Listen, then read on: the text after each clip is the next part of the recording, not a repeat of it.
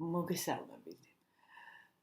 დღეს დავიწყოთ პირველი თავის განხილვა, როგორც შეგპირდით, ედმაილეტის წიგნის კიდევ ერთის ძალა. და დღევანდელი ჩვენი შეხვედრა ეხება კიდევ ერთ იდენტობას. თავდაპირველად წავიკითხავ ნაწყვეტებს და მე შემდეგში უკვე დავიწყოთ გარჩევა. პერიოდულად წავიკითხავ პრინციპში წიგნს და განვიხილოთ. თქვენ შეგიძლიათ ასევე დააფიქსიროთ თქვენი მოსაზრება ყველაფერ ამასთან დაკავშირებით და მეც ჩემი მხრიდან ძალიან ხშირად ჩავრთავ ჩემს პრაქტიკულ გამოცდილებას თემებთან დაკავშირებით, რათა მასაც განვიხილოთ. მაშასე დავიწყოთ კიდევ ერთი იდენტობა. პირველ რიგში მოდი ვთქვათ რა არის იდენტობა. იდენტობა ეს არის ის თუ ვინ ვართ ჩვენ, ხო? შენი სოციალური როლი, ან თუნდაც შენი როლი ცხოვრებაში, ასევე, სარწმუნოება, რა რწმენა გაგაჩნია, რა რწმენები რისი გწამს, რისი გჯერა, რომელ ქვეყანას მიეკუთვნები, ეროვნება, რა თქმა უნდა. ასევე სამსახური, კარიერა, შენი შესაძლებლობები, შენი ღირებულებები, შენი შეფასებები შენ თავზე. ძირითადად მინდა გითხრათ, რომ თქვენი იდენტობა განისაზღვრება თქვენი შინაგანი მდგომარეობით. ანუ როგორ აფასებთ საკუთარ თავს და არა იმით თუ გარედან როგორ გაფასებენ ადამიანები. იმიტომ რომ ხშირ შემთხვევაში ადამიანებს ერევათ ხოლმე და იდენტობად განსაზღვრავენ თავის იდენტობა, გონიათ ის როგორ შეაფასებენ სხვა ადამიანები. სინამდვილეში ესე ნამდვილად არ არის. თქვენ ყველაზე კარგად იცით ვინ ხართ სინამდვილეში თქვენ. ეხლა მე წავიკითხავთ წიგნს და განვავრცოთ შემდეგ. შენი იდენტობის გარდაქმნა ფუნდამენტალური კონცეფციაა, რაც კიდევ ერთის გააზრებას და აღსრულებას გულისხმობს. შენი იდენტობა მძლავრი და გავლენიანი მამოძრავებელი ძალაა, რომელიც ცხოვრების ყველა ასპექტში მიღებულ შედეგებს მართავს. იდენტობა განსაზღვრავს წარმატების, ფინანსების და მიღწევების დონეს. ის აკონტროლებს შენი ემოციების, ურთიერთობის და თვითშეფასების ხარისხს. ანუ ყველა შემთხვევაში იდენტობა განსაზღვრავს თქვენს დღევანდელ ცხოვრებას და ასევე თქვენს მომავალ ცხოვრებას. მაგრამ ყველაზე მნიშვნელოვანი აქ ის არის, რომ იდენტობა ყალიბდება ბავშვობის ასაკიდან. ძალიან ადრეულ ბავშვობაში, როდესაც სულ პატარები ვიყავით, ყველა ადამიანში ესეა, როდესაც სულ პატარა ადამიანი, მას ასწავლიან, როგორ უნდა იცხოვროს, როგორ უნდა მოიქცეს. რა თქმა უნდა, ეს ნორმალურიც არის, მშობელი ყოველთვის ასწავლის შვილს, ხო? ის გარემო, სადაც იზრდება ბავშვი.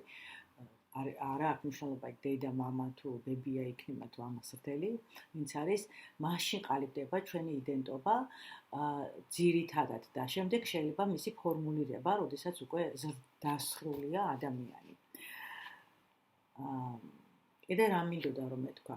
ხო, ანუ და ეს ჩამოყალიბების პროცესში როგორ ხდება, იცით, პროგრამები ყალიბდება ბავშვში, ხო?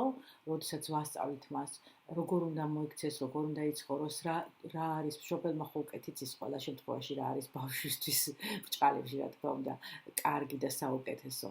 და ასევე მშობლის როლი, ამასდელის როლი, როგორია მისი ცხოვრების სტილი, აქედან გამომდინარე ხშირ შემთხვევაში არის გამონაკლისებიც, რა თქმა უნდა, მაგრამ ხშირ შემთხვევაში ის მოდელები გადააქვს ხოლმე ბავშვს და ამას აქვს ძალიან დიდი მნიშვნელობა იდენტობის ჩამოყალიბებაში.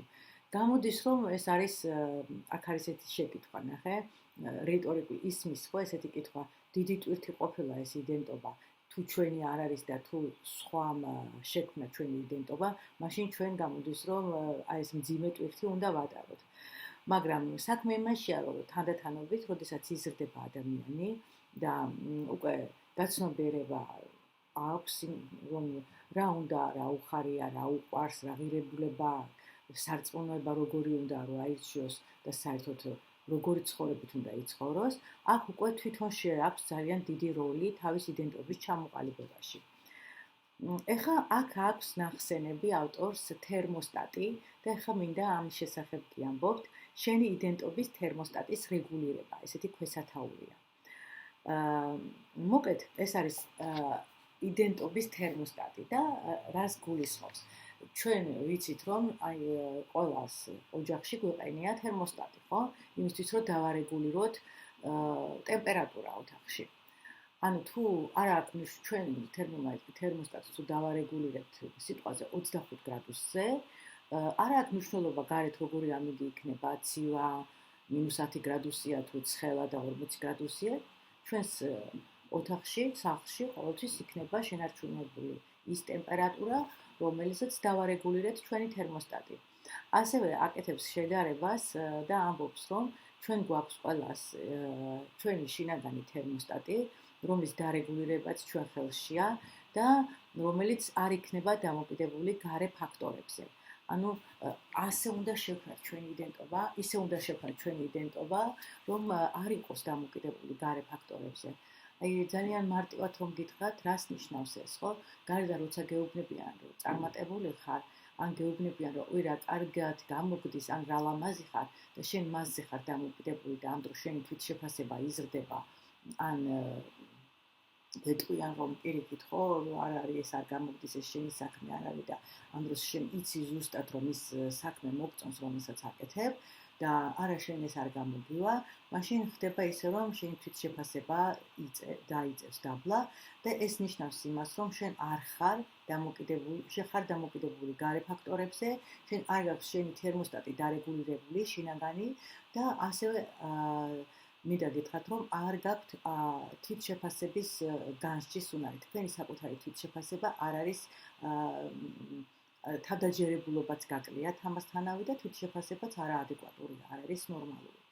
ესეც სხვათა შორის ამაშიც ძალიან დიდი წვლილი მიუძღვის ჩვენს ბავშვობაში ჩანერგილ ამ პროგრამებს და პატერნებს, რომელიც გვასწავლეს, თუმცა დღეს ახლა ამაზე არ ვსაუბრობთ და აქ ამ წიგნში ამაზე არ არის განხილვა, ამაზე ცალკე წიგნებს გამიხილავთ მე და იქ ბევრს ვისაუბრებთ ამ ბავშვების პროგრამებზე, ტრავებზე, პატერნებზე. მთავარია ახლა განვიხილოთ ის რა შეიძლება გავაკეთოთ და როგორ შეიძლება შეიცვალოს ჩვენი იდენტობა ჩვენ სასიკეთოდ. ანუ როგორ შეიძლება მივაღწიოთ იმ მიზნებს და ბედნიერების იმ დონეს, რომელიც ასე ძალიან გვჭირდება და აი ამ წიგნის დახმარებით თქვენ დარწმუნებული ვარ ძალიან ბევრ რამეს შეიტყობთ. ახლა მინდა აქ წავეკითხო, აი მაგალითისთვის რომ საგამ წავეკითხავ, მე გეტყვით და მოვყვები, რომ აქ აქვს მაგალითი განხილული, როგორ შეიძლება როგორ განისაზღვრება ეს თქვენი შინაგანი თერმოსტატი, რას ნიშნავს, უფრო დეტალურად რომ გქონდეთ ინფორმაცია ამის შესახებ. მაგალითად, ადამიანს აქვს შინაგანი რწმენა და იმის პროგრამა თუნდაც ჩადებული, რომ აი მას ყველაფერი შეუძლია გამოუვიდეს და ყველაფერს მიღწევა შესაძლებელია მისთვის. ესეთი ადამიანი, რა თქმა უნდა, მიზანთან მისასვლელად, ამასაც იგივენაირად შეხვდება დაბრკოლებები, შეიძლება მეტად, შეიძლება ნაკლებად, მაგრამ დაბრკოლება ყოველთვის არის, რაღაცა წარუმატებელი ნაბიჯები ყოველთვის ხდება ხოლმე ცხოვრებაში, არის ჩავარდნები, მაგრამ სასურველ შედეგს მაინც მიაღწევს, თუ შინაგანად თერმოსტატი დარეგულირებული გაქვთ, ანუ თუ თქვენ გიდევთ ის კოდი, შინაგანი კოდი, როი მაგალითისთვის გინდათ იყო მდიდარი, ხო?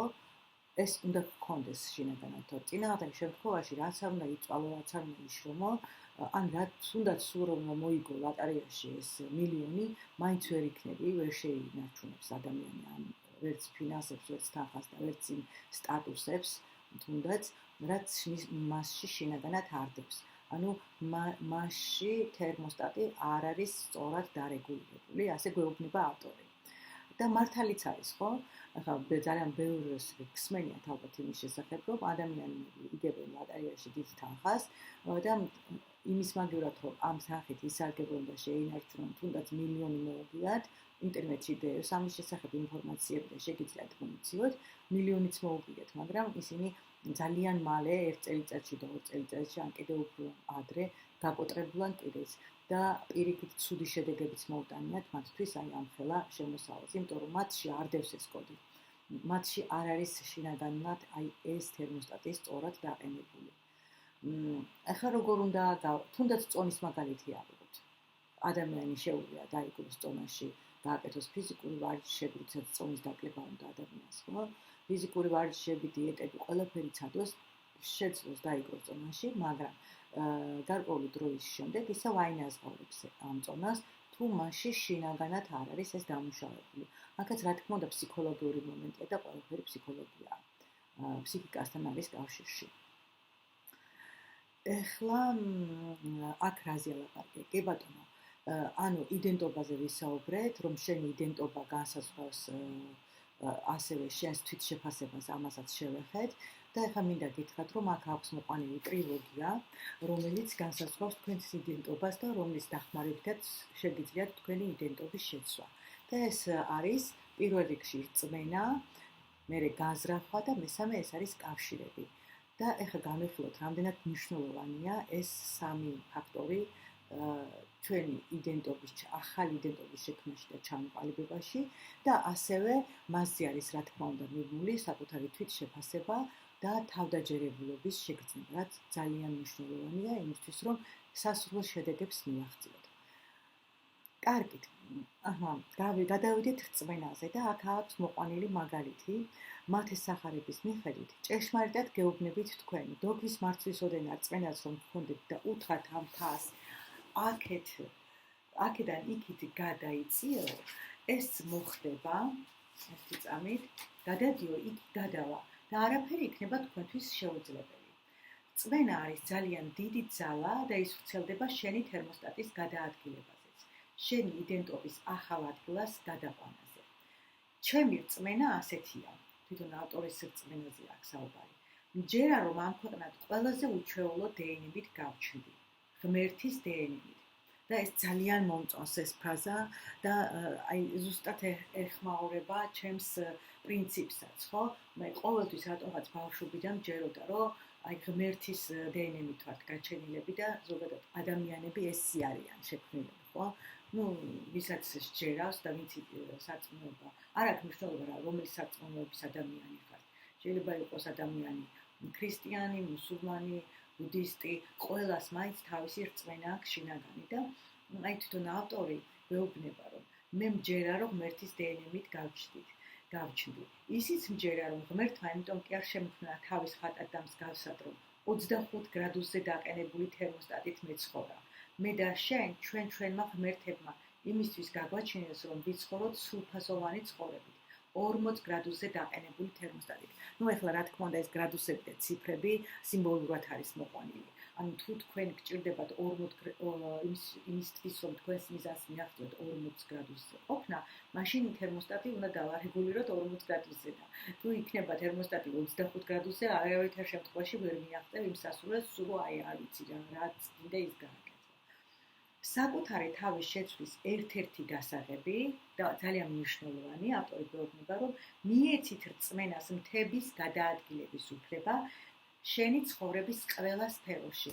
ხო, აი რაც შეეხება რწმენას, მე აქ ხას გაუსმევ აუცილებლად, მე ვახსენე ახლა სარწმუნოებაც და რწმენაც, მაგრამ აქაც არის დიდი განსხვავება, ხო? იმიტომ რომ სარწმუნოება ერთია, რაც გეუბნება ახლა სარწმუნოება, რომ ის მეორე აღარ მინდა ახლა ამ თემის ჩაშლა, ამაზე სხვა დროს შეგვიძლია ვისაუბროთ, მაგრამ შენ თუ მხოლოდ იმის გწამს, რომ შენ ღმერთი არსებობს და ღმერთი გეუბნება, რომ შენ უნდა იყო აქ ღარიბი ღატაკი და თუ კი რამე გაგაჩნია, უნდა დაარიგო და ყველას მისცე, გაასცე და მხოლოდ მაგისთვის ხარ მოსული ამ ქვეყანაზე და მე სამოთხეში მოხდები, რა თქმა უნდა ეს ამ შემთხვევაში არ მუშაობს. აქ არის რწმენა იმის, რომ მე ეს შემიძლია, მე ეს გამომივა და მე ღმერთი ყველაფერში დამეხმარება. არა მხოლოდ იმაში, რომ ვცხონდე, არამედ ყველაფერში ამ დედამიწაზე მოვევლინეთ, იმიტომ რომ აქ კი არ ვიწამოთ და შემდეგ წავიდეთ. აქ ეს ავტორის აზრია, რა თქმა უნდა, და მეც ვეთანხმები ამას, მინდა გითხრათ, ჩემი რწმენაც ესეთია. არამედ აქ ვიცხოვროთ თავისუფლად, გიყოთ თავისუფლები ჩვენს არჩევანში და გავაკეთოთ ის, რაც გვინდა რომ გავაკეთოთ. რა თქმა უნდა, ახლა ამას მე ვამბობ სხვა უნდა დააზიანო, ახლა არ არის ორი აზრი და ამაზე არც არის აქ საუბარი და ფიქრის დონეზეც არ არის. და ასევე აუცილებელია სხვების დახმარებაც და ადამიანების გვერდში დგომაც. თუმცა აი ეს მხოლოდ არ ნიშნავს იმას, რომ შენ შედეგებს მიაღწევს. ანუ ყველაფერში უნდა გჯეროდეს იმის, რომ შენ მიაღწევ შენ სასურველ მიზანს და შენ იმსახურებ ამ ყველაფერს. და ასევე აქ უკვე მინდა ვახსენო თვით შეფასებაც, საკუთარი თავის სწორი შეფასება ძალიან არის დამოკიდებული შენ ცხოვრების ხარისხზე, ცხოვრების ხარისხის დონეზე, ხო? იმიტომ რომ შენ თუ გაქვს დაბალი თვით შეფასება, მაშინ რა თქმა უნდა გაგიჭირდება შენი მიზნების შესრულება და არც კი იფიქრებ იმაზე, რომ აი რაღაცა დიდი შექმნა. არა და ის დიდი შექმნა, თუნდაც დიდი ფული შოვნა, რომელიც ესე ზეა ჩემს დროს, განსაკუთრებით ჩემი ასაკის დროს, ეს დიდი ფული ძალიან ცუდ ემოციებთან იყო ხოლმე დაკავშირებული. მინდა გითხრათ. იმიტომ რომ მაშინ ეს იყო ესეთი ფრაზები, რომ ფული მხოლოდ და მხოლოდ მოპარვით იშოვება ამ სახელმწიფოს მაშინ იყო ხოლმე კორუფციაზე ლაპარაკი. თუმცა ეხლაც არის ეს კორუფცია, მაგრამ მე ვიძახი ჩვენი პატერნები როგორც იყო და არ მგონია რომ ეხლა დიდად რამე იყოს შეცვლილი, აი ფული გაქვს და მაგარი ტიპი ხარ და სინამდვილეში აი დამაკნინებლად ხშირად ხდება ხოლმე, რომ დამაკნინებლად მოიხსენიებენ ამ ფინანსებს. მაგრამ რომ ვთქვათ, პრინციპში ხო, ფული ძალიან დიდ მნიშვნელობას იძენს და მნიშვნელოვანია ყველასთვის. ყველაფერს თავი დავანებოთ. კი ბატონო, არ არის აუცილებელი ყველას მილიონი ქონდეს და ძალიან დიდი ფული ქონდეს, არ ჭირდება ადამიანს ამდენი, მაგრამ ამ დიდი ფულით შეგვიძლია ისეთი კეთილი საქმეები აკეთო და იმდენი სიკეთე გააკეთო, რომ აი წარმოუდგენლად ბევრი, ხო? ეხლა თუნდაც რომ შედიხართ ინტერნეტში, რამდენი ადამიანია რეალურად, ვისაც დახმარება ჭირდება. ეხლა რატომ არის ცუდი დიდი ფული? რატომ არის ცუდი, მაგალითად, თუ ადამიანს ექნება წარმატებული კარიერა და ექნება დიდი ბიზნესი სიტყვაზე და დაასაქმებს სხვა ადამიანებსაც. ამ ხრივ შევხედოთ, ხო, ამ ყველაფერს. მაგრამ როდესაც ჩვენ გვაქვს ის რწმუნებულებები შემსხუდველი, რომელიც ბავშვობიდან ადამიანი აღზარდეს ისე რომ აი ეს არ არის კარგი, რა თქმა უნდა, ამ ფულის მოზიდვაზე ლაპარაკი ზედმეტია. და სხვათა შორის ეს რწმენა წარმოდგენები, რომელიც ბავშვობიდანვე მართლა პროგრამების სახით ჩამოყალიბდა, ძალიან რთულია ამის დამუშავება. რთული არის ერთი რას გულისხმობ, იცით, ძალიან მალე არ მოხდება, მაგრამ დრო ჭირდება საკუთარ თავზე დაკვირვება, მუშაობა და ჩანაცვლება, ხო?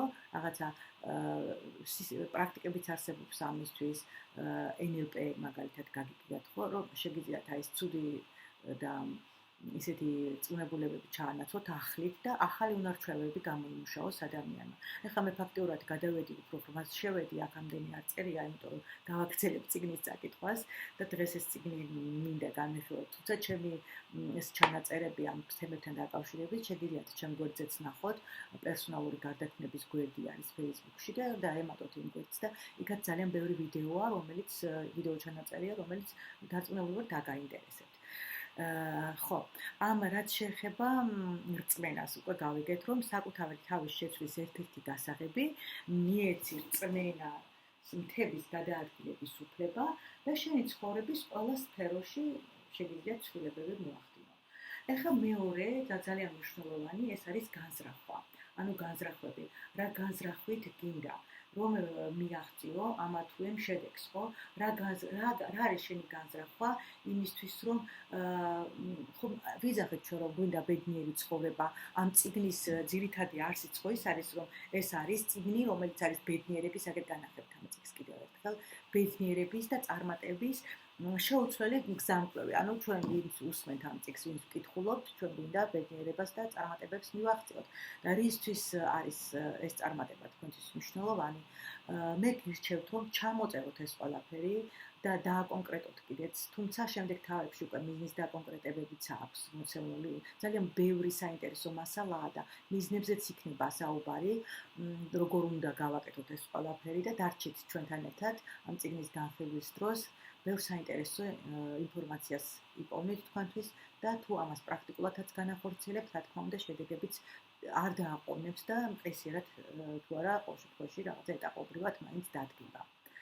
ხო, ანუ დიდი მნიშვნელობა აქვს ასევე თქვენს განწყობას, აქ არის მოცემული ამ თავში და წავიკითხავ ახლა მე. პრინციპში სანამ წავიკითხავ, გეტყვით, რომ ადამიანებს, რომლებსაც აქვთ ისეთი უნარები და ისეთი ჩვევები, რომლებიც ხშირად წუწუნებენ, ხშირად სხვას აბრალებენ თავიანთ წარუმატებლობას და არ იღებენ საკუთარ თავზე პასუხისმგებლობას, ამ შემთხვევაშიც ძალიან მნიშვნელოვანია ამ უნარ-ჩვევების ჩანაცვლება სხვა უნარ-ჩვევებით, რაზეც შემდეგ მომავალ თავებში, ახლა ამის შემდეგ არა, მაგრამ წიგნის განმავლობაში არის ამაზეც საუბარი და განხილული დეტალურად და კონკრეტულად. ანუ რას გვეუბნება ცხოვრებაზე გაბრაზების ნაცვლად, უნდა შევცვალოთ სცენარი. უთხარით საკუთარ თავს. იმის მაგალითად რომ საკუთარ თავს ვეუბნებთ, აი მე ხომ ბედი არ მაქვს, მე არაფერი არ გამომივა, მე მოკლედ რაც ხმა გავაკეთო, ვერაფერს ვერ მივახციე. ესეთი ფრაზები ალბათ ხშირად გსმენთ და შესაძლოა თქვენც გითქვამთ. აქ ვეუბნება ავტორი რომ იმის მაგალითად რომ ასეთ ფრაზებით ისაუბროთ, კეთილი განზრახვები უნდა გქონდეს თქვენი საკუთარი თავის მიმართ. და გადაწყვიტე შექმნა მაგალითად წარმატებული ბიზნესიო. ბანკში კი ფული უნდა დააგროვო ამისთვის.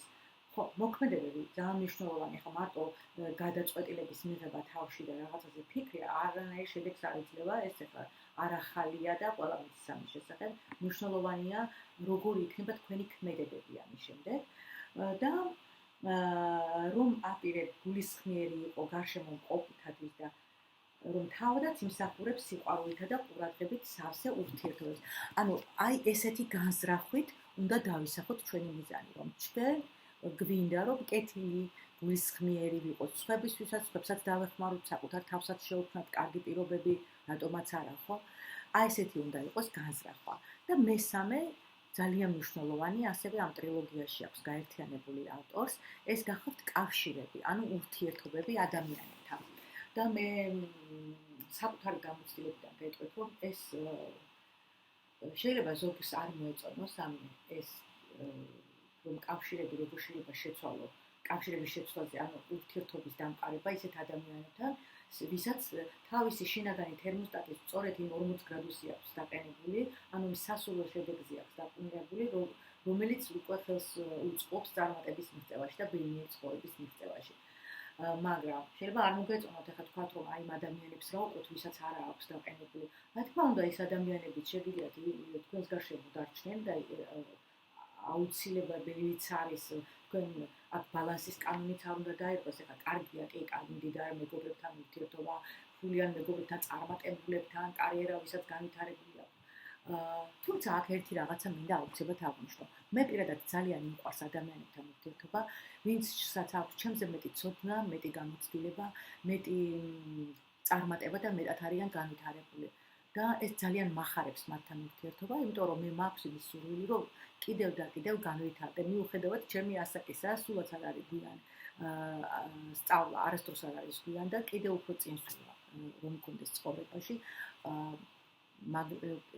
არ უჩივ მე ჩემ წარმატებას, არც წინსვლას და არც კარიერას და არც არანაირ მდგომარეობას, მაგრამ ღმერთის სწავლობით და ჩემი საკუთარი თავის სწავლობით, მაგრამ რატომაც არა, კიდევ უფრო მეტად განვითარებისთვის ძალიან კარგია და ძალიან მსიამოვნებს წარმატებულ ადამიანებთან ურთიერთობა. მაგრამ ეს მას არ ნიშნავს, რომ ადამიანები, რომლებიც ბავშვობიდან ან ჩემი მეგობრები იყვნენ, არიან დღემდე, რა თქმა უნდა, ან ჩემი უახლოესი წრია, მათთან ურთიერთობა გავწყვიტო. არავითარ შემთხვევაში აქ არც არის ამაზე ლაპარაკი, მაგრამ ძირითადი დროის გატარება აუცილებლად, ანუ ძირითადი დროის გატარება რას ნიშნავს? სამსახურეობრივი იქნება ეს თუ ურთიერთობები ყოველთვის უნდა ვეცადოთ, რომ იყოს ეს იმ ადამიანებთან, ვისაც უკვე აქვს მიღწეული ამ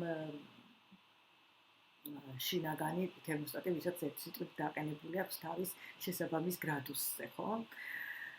ასე რომ ესეც გაითვალისწინეთ, დიდი მნიშვნელობა აქვს კავშირებს. აი მან ადრე პრინციპით ჩვენთანაც უყვეს გამონათქვამები ყოფნები, ანდაზები, რაღაცა ფრაზები, რომ აი მათ შორის შემოგვიბარი და გეტყვი ხარ შენ.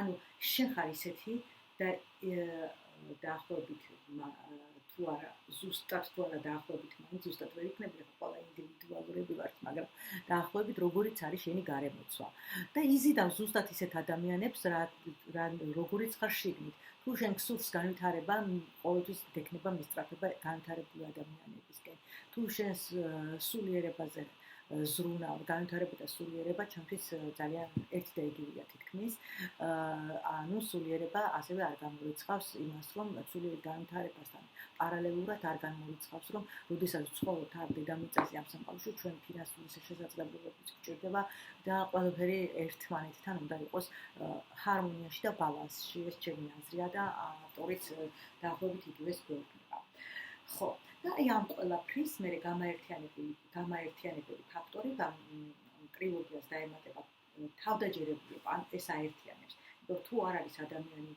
თავდაჯერებული გაუჭირდება წარმატების მიღწევა რა თქმა უნდა და რომც იყოს რაღაცაში ძლიერი ხო რაღაცა სპეციალობა კონდეს ისეთი რომ მართლა შეუცვლელი და ძალიან ძლიერია ხო თუ თავდაჯერებული არ არის ადამიანი თათვალით რომ ის სუფუჭია და ვერაფერს ვერ მიაღწევს იმიტომ რომ თავდაჯერებულობა ერთ-ერთი ძლიერი კომპონენტია იმისთვის რომ მიაღწიოს სასურველ შედეგებს და ბედნიერი ცხოვრებით იცხოვრო რას გვეუბნება ახლა ეს უპირველესად აუცილებელია ვიცოდეთ რომ იდენტობა და თავდაჯერებულობა ერთი და იგივე არ არის რა თქმა უნდა ერთი და იგივე არ არის იდენტობა ისაა რაც შენი აზრით ღირხარ შენი შინაგანი თერმოსტატია თავდაჯერებულობა კი მისი რეალიზაციის საშუალება ანუ თავდაჯერებულობა გაძლევს იმის საშუალებას რომ შენს ცოდნას და შენ შესაძლებლობებს გაუკეთო რეალიზება თავდაჯერებულ ადამიანებს ერთი ჩვევა აერთიანებს საკუთარი თავისთვის მიცემული დაპირების შესრულების უნარი. თუ საკუთარი თავისთვის მიცემული დაპირების შესრულების ჩვევა გვაქვს, მასშტაბად თავდაჯერებულობისკენ მიმავალ გზაზე ვგავართ. თავდაჯერებულობა საკუთარი თავის ნდობის ფორმაცაა და თუ ვერ ენდობი საკუთარ თავს, კარგად უნდა დაფიქრდე შენს ცხოვრებაზე. ხო, აქაც ძალიან მნიშვნელოვანია ახლა პირველ რიგში, როცა ადამიანია საკუთარ თავს არ ენდობა, რა თქმა უნდა ეს სხვა ადამიანებსაც არ ენდობა, ესეც გაითვალისწინეთ.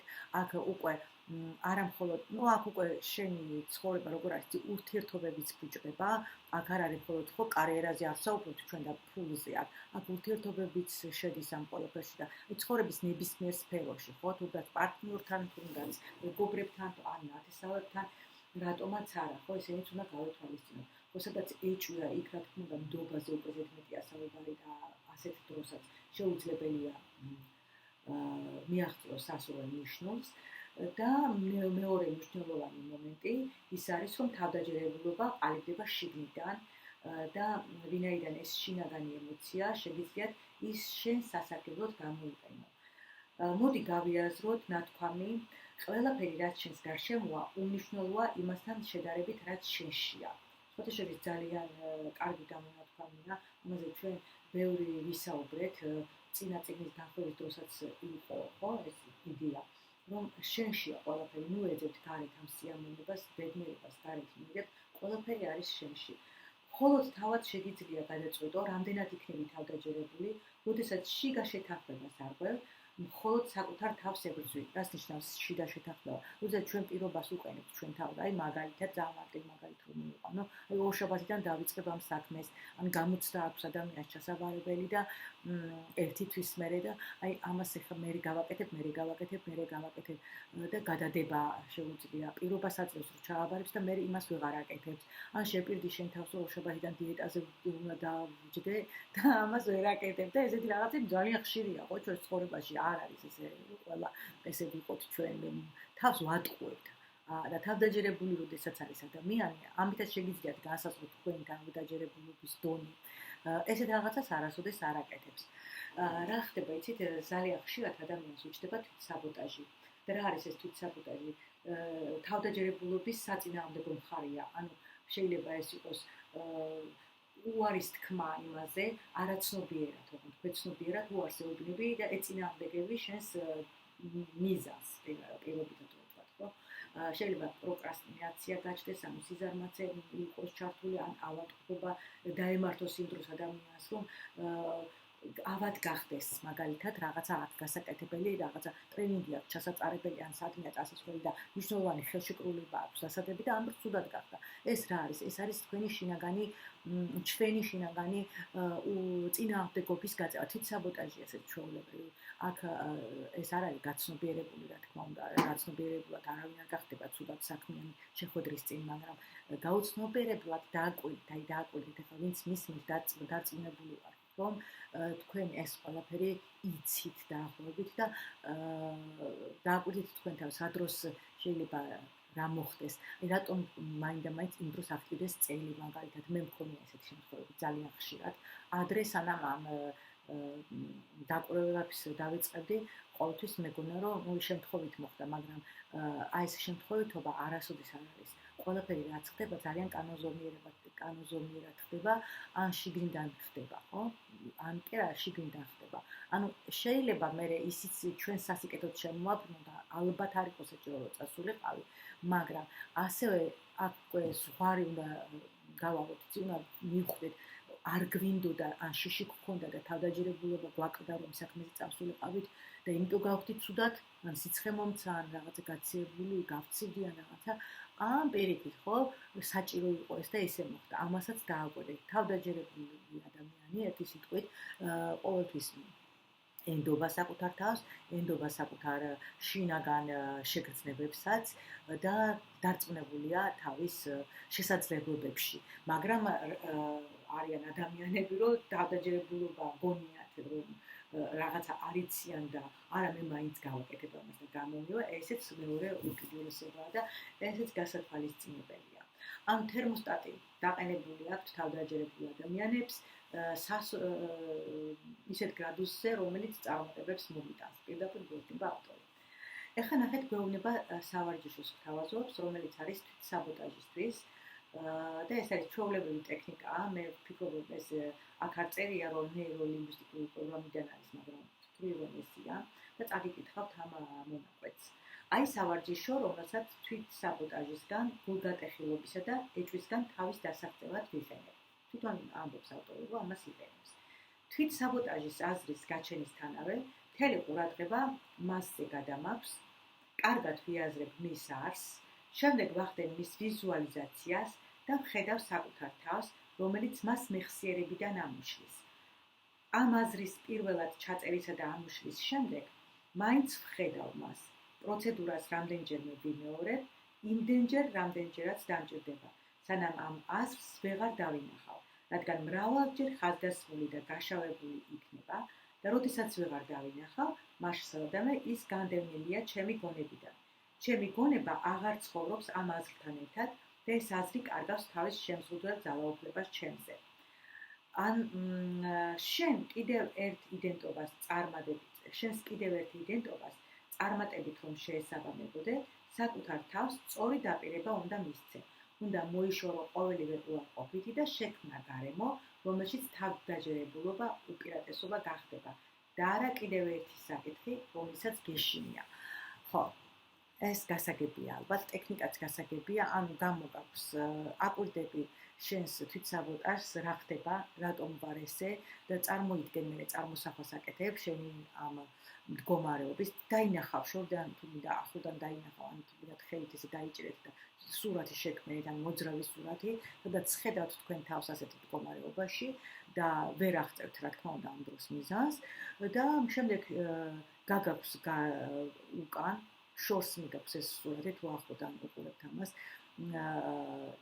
გადაპროგრამება ხდება, ხო, ნეირონული ქსელი იცვლება. მე ისევ წამოიღებ, ისევ აკვირდები და ნელ-ნელა უნდა ეცადო, რომ გააფერფრთალო ეს სურათი და ბოლოს უკვე თავის ფერებს კარგავს და შავ-თეთრი ხდება. ძალიან კარგი ტექნიკაა, სხვათა შორის ამ ტექნიკას ხშირად ვიყენებ ხოლმე, როდესაც მუშაობ კლიენტებთან და კარგად მუშაობს.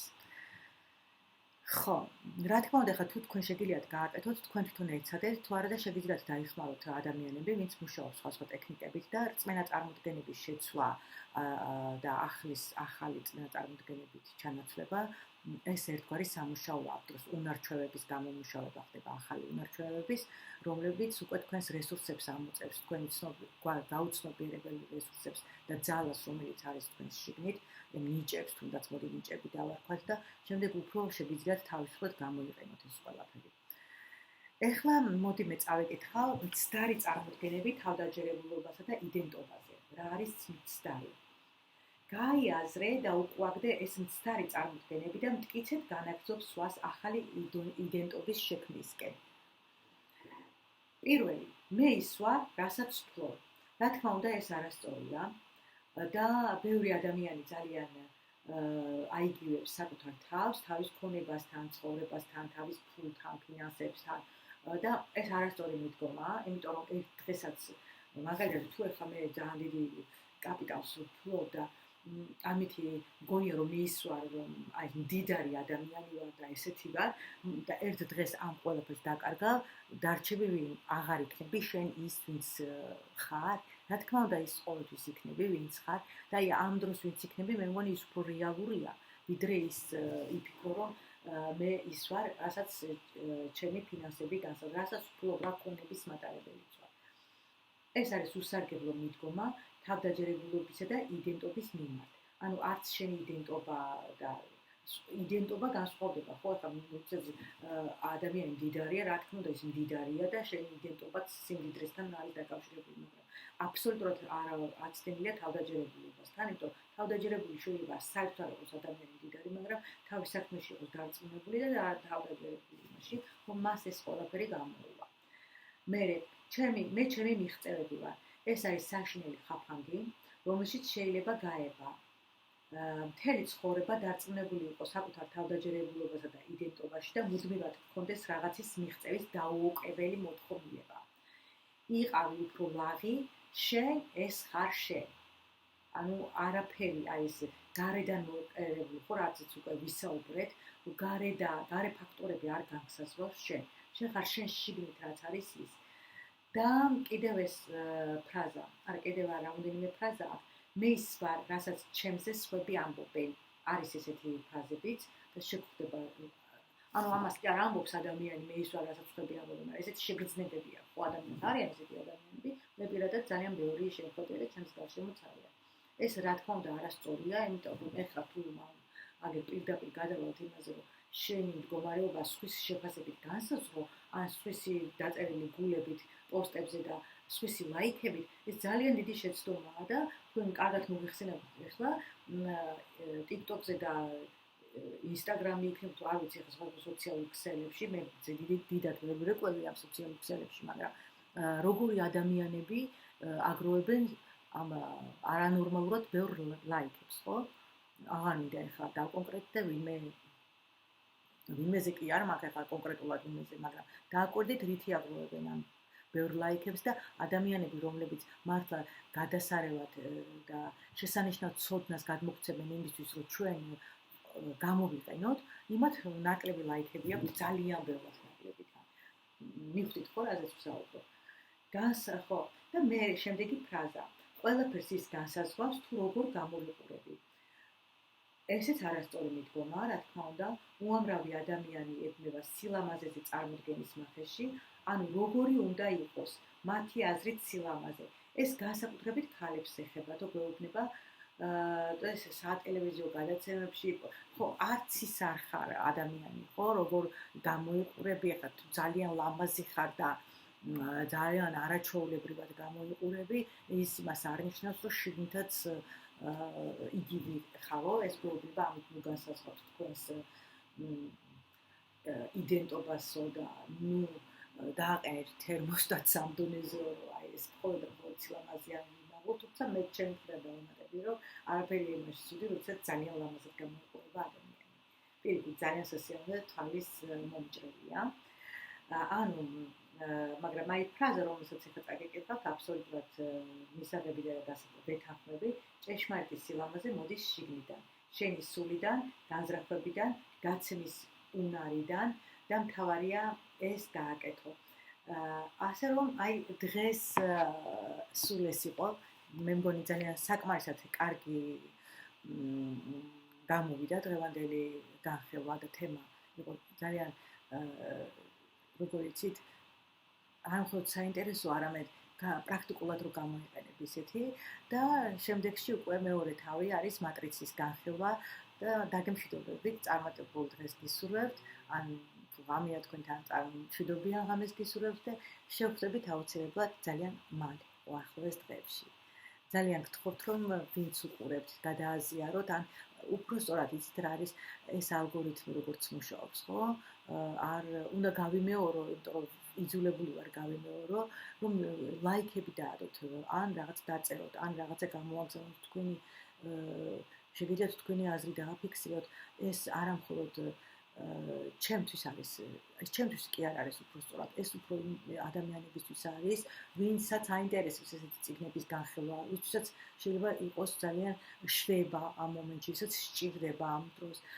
და ვისაც და ამ შევძლებთ ხო დავეხმაროთ ეხლა ნახეთ მე პირადად რომ გითხრათ რომ ეს ლაიქები და გადაზიარება გადმოზიარებები მჭირდება კი ერთი მხრივ ჭირდება იმისთვის რომ ჩემი ცოდნა გამოვიტანო და აი თუნდაც ეს ყველაფერი გარეთ გამოვიდეს და ადამიანებმა ნახონ და სიამოვნებას მომანიჭებს მაგრამ ჩემი პირადი თვითშეფასებისთვის ეს ნამდვილად არ არის ასე რომ მე მაინც ჩავწერდი ამ ვიდეოებს ყველა ადრეც ვთქვი და კიდევ ერთხელ გავიმეორებ იმიტომ რომ ეს მე ძალიან დიდ სიამოვნებას მანიჭებს და ერთი ადამიანის თუ მომისმენს ჩემთვის მნიშვნელოვანია ეს ერთი ადამიანიც ერთი ადამიანი ჩემთვის არ არის ის რომ აი ერთი კაცი მიყურებს ან ორი ან სამი და რაღაცა მე ამით იმიტომ რომ ეს გამოდის რომ ყველა ადამიანი იმით ძალიან ძვირფასია და არ იწონება ესე რომ ერთი ან ბევრი მაგრამ იმისთვის რომ სხვებმაც ნახონ და თან მეც ვისიამოვნო იმით რომ სხვებსაც მოვკანე რაღაც სარგებელი